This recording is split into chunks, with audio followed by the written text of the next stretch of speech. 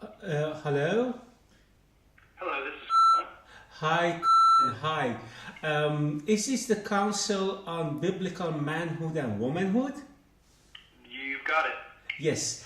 My name is Bahram and I'm calling from Amsterdam, Holland.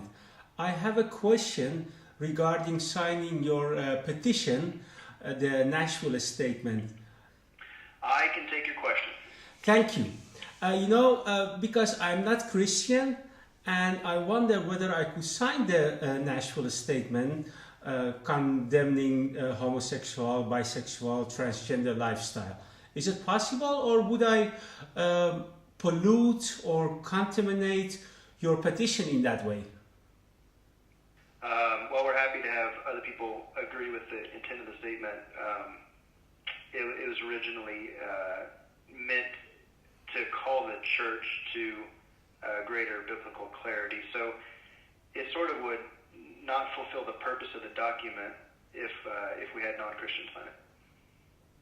So to get it clear, because English is not my first language, are only Christians the only group entitled to hate homosexual lifestyle, or can anyone else who hates homosexual lifestyle sign your petition, regardless of their religion or lack of religion?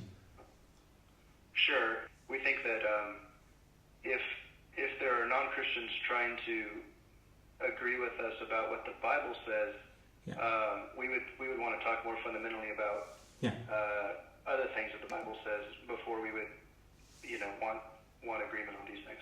If you're wondering what is the message that the Nashville Statement has for those outside the church, it's repent and believe in Christ and you will be saved. Okay. To be honest, maybe the reputation of Amsterdam. It's a godforsaken place, to be honest, with a lot of homosexual men, lesbian women, transgender people, you name it, and we got it in Amsterdam.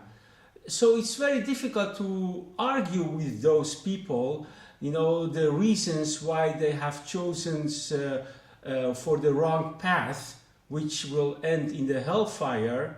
I think we got off on the wrong foot here.